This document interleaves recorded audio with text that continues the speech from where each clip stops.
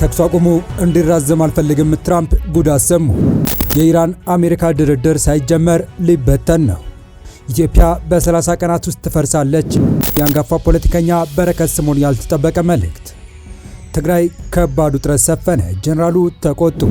ስልጣኔን በኃይል የሚቀማኝ መሬት ላይ እናያለን። ኢራን ስትፈራ ትራምፕ ጉድ አሰሙ። የፋርስ ሀገራትን ጨምሮ መላው ዓለምን እፎይ ያስባለው ስምምነት ሊጠናቀቅ የሰዓታት ዕድሜ በቀሩት በዚህ ጊዜ የትራምፕ ይዛቻ ዓለምን በድጋሚ ስጋት ውስጥ ከቷታል። ሁለተኛ ዙር የኢራን አሜሪካ ድርድር ሳይጀመሩ ውጥረቶች የበዙበት ሆኗል። በመረጃ ሰዓታችን የምንመለከተው ይሆናል። በሀገር ውስጥ መረጃችን ደግሞ አንጋፋው ፖለቲከኛ በረከት ስምኦን ኢትዮጵያ በ30 ቀናት ውስጥ ትፈርሳለች ያሉበት ያልተጠበቀ ንግግርና በትግራይ በህወሓትና በጊዜው አስተዳደሩ ጀነራል ታደሰ ወረደ መካከል የተፈጠረውን ከባድ ውጥረት አክለን ይዘን ቀርበናል። ሰላም ውድ የሉ ዴይሊ ቤተሰቦች እንደምናላችሁ፣ ቻናሉን ሰብስክራይብ፣ ላይክ፣ ሼር ያደርጋችሁ እስከ መረጃዎቻችን ፍጻሜ አብራችሁን ቆዩ።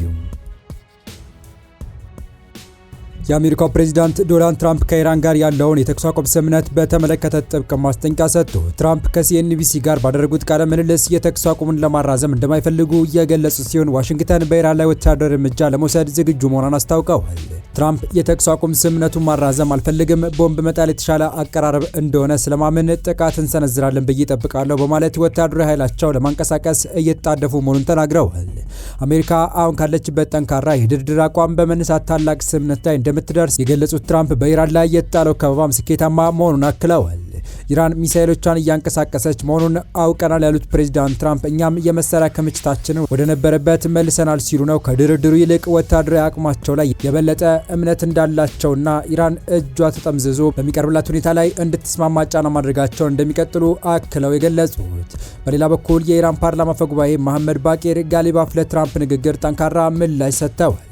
ትራምፕ በከበባና የተኩስ አቁም ስምምነት በመጣስ የድርድር ጠረጴዛን ወደ እጅ መስጫ መድረክ ለመቀየር ወይም ለዳግም ጦርነት ሰበብ ለመፈለግ እየሞከሩ ነው ሲሉ ጋሊባፍ ወቅሰዋል።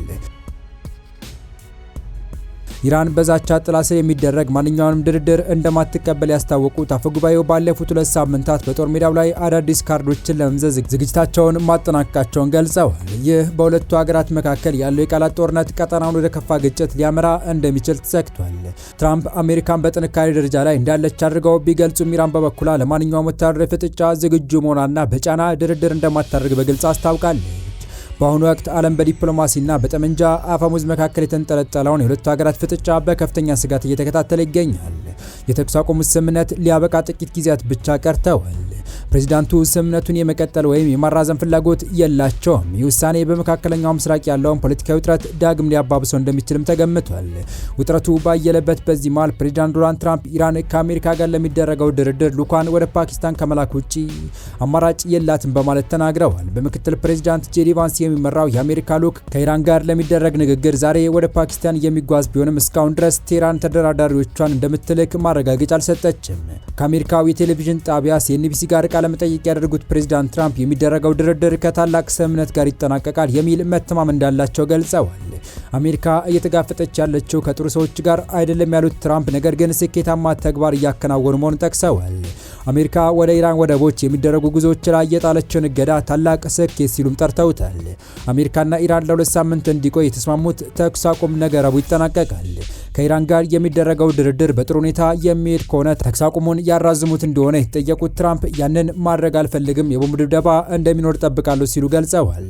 ስምምነቱ ላይ ለመድረስ ብዙ ጊዜ እንደሌለ የጠቀሱት ፕሬዚዳንቱ ኢራኖች ከአሜሪካ ጋር የሚስማሙ ከሆነ እጅግ ጥሩ ስፍራ ላይ ያርፋሉ ቢሉም የኢራን መንግስት ቃል አቀባይ ግን አሜሪካን አምነን እጃችንን ከመሳሪያችን ላይ አናወርድም የሚል ምላሽ ሰጥተዋል።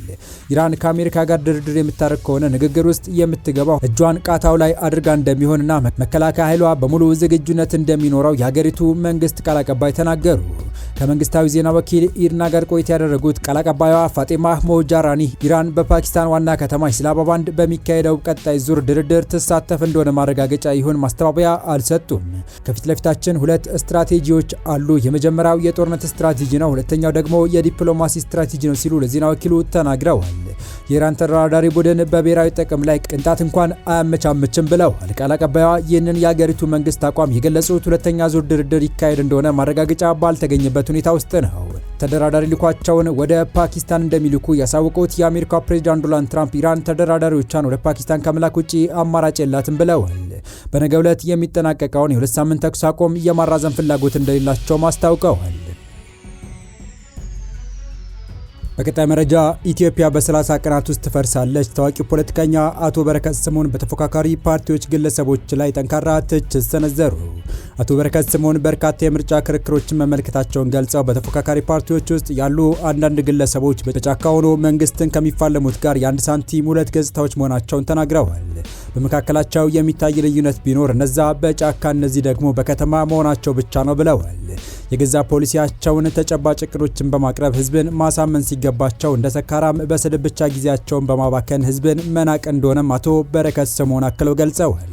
የተማሪነት ዘመናቸውን ታሪክ በማስታወስ የ12ኛ ክፍል ተማሪ በነበርኩበት ወቅት 5 ጓደኞች ነበሩኝ። እነዚህ ጓደኞቼ አመቱ ሙሉ ደብተር ሳይከፍቱና ፊልም እያዩ ሲጫወቱ ከርመው የኮሌጅ መግቢያ ፈተና ነገ ነው ሲባል ይደውሉና ፈተናው ከየት ነው የሚወጣው በማለት ደብተር መፈለግ ይጀምራሉ በማለት ታሪካቸውን ያስታወሱት አቶ በረከት አሁን ያሉ አንዳንድ ፓርቲዎችም ላለፉት 5 ዓመታት የት እንደነበሩ ሳይታወቅ አሁን በድንገት ከእንቅልፍ እንደባነነ ህፃን ጆሮአችንን በጩኸትና በስድብ እያደነቆሩት እንደሆነ በከፍተኛ ሁኔታ ተችተዋል።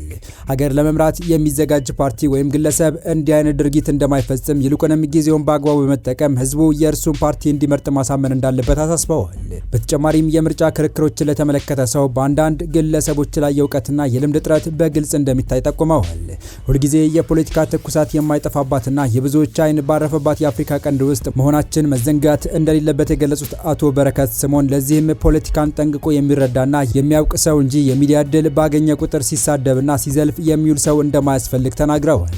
እነዚህ ሰዎች እድሉ ቀንቷቸው ስልጣን ቢይዙ እንኳን ለ3000 ዓመታት የቆየችውን ኢትዮጵያን በ30 ቀናት ውስጥ አፍርሰውና በትነው ይጠፋሉ በማለት ንግግራቸውን ደምድመዋል።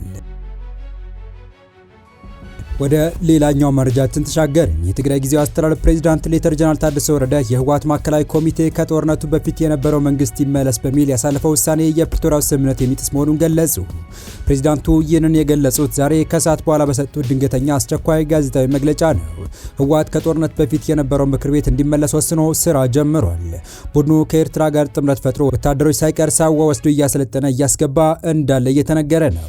የትግራይ ወጣቶች በጦርነት ስጋት ከክልሉ እንዳይወጡ በየኬላው እየተያዙ ወደ ማሰልጠኛ እየተላኩ መሆኑ ተሰምቷል።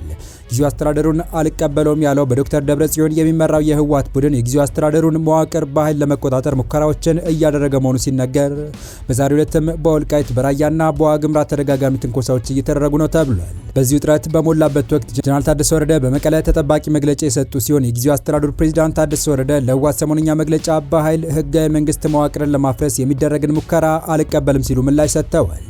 የትግራይ ጊዜያዊ አስተዳደር ፕሬዝዳንት ሌተር ጀነራል ታደሰ ወረደ ዛሬ በሰጡት መግለጫ የህወሓት ኮሚቴ ከጦርነቱ በፊት የነበረው የክልል ምክር ቤት ይመለስ ሲል ያስተላለፈውን ውሳኔ በጽኑ ተቃውመዋል። ጀነራሉ በመግለጫቸው ውሳኔ የፕሪቶሪያ ሰላም ስምምነት የሚጥስና የክልሉ ሰላም አደጋ ላይ የሚጥል ነው ሲሉ አስገንዝበዋል። ፕሬዝዳንቱ እንደገለጹት የህወሓት ማዕከላዊ ኮሚቴ የ2012 የክልል ምክር ቤት መልሶ ለማቋቋም ያሳለፈው ውሳኔ የፕሪቶሪያዊ የሰላም ስምምነት ሙሉ በሙሉ ውድቅ የሚያደርግ ነው። ከጦርነቱ በፊት የነበረው መንግስት ይመለስ ማለት ሰላምን እንደ መግፋት ነው ሲሉ ገልጸዋል። ጀነራል ታደሰ ቀደም ሲል ስትራቴጂካዊ ውድቀት ደርሶብኛል ብሎ ሲያምን የነበረ አካል አሁን ደግሞ በድጋሚ ምክር ቤቱ እመልሳለሁ ማለቱ በራሱ ትልቅ ውድቀት መሆኑን ጠቁመዋል። ችግሮች በሆይ ሆይ ወይም በተደጋጋሚ ስብሰባዎች አይፈቱም ሲሉ አጽንኦት የሰጡት ፕሬዝዳንቱ የጊዜያዊ አስተዳደሩ ካቢኔና የመንግስት ቢሮዎች የጀመሩትን ስራ አጠናክረው እንደሚቀጥሉ በልበ ሙሉነት ተናግረዋል። የተወደዳችሁ የቻናላችን ቤተሰቦች ለአሁኑ ለእናንተ ይመጥናሉ ብታደምጧቸው ታተርፉባችኋላችሁ ብለን የመረጥንላችሁ ዕለታዊ መረጃዎቻችን እስካሁን ያደመጣችኋቸው ነበሩ። በተመሳሳይ ሀገራዊና ቀጠናዊ ጉዳዮች እንዲሁም ዓለም አቀፋዊ የጂኦፖለቲካ ወታደራዊና አነጋጋሪ ክስተቶችን ለበለት ተከታትለን በትኩስ ይዘን እንደምንቀርብ እያሳወቅን የቻናሉ ቤተሰብ ካልናችሁ ሰብስክራይብ፣ ቪዲዮ ላይክ እና ሼር በማድረግ ተራሽነታችን ታሰፉ ዘንድ አክብሮታዊ ግብዣችን ነው።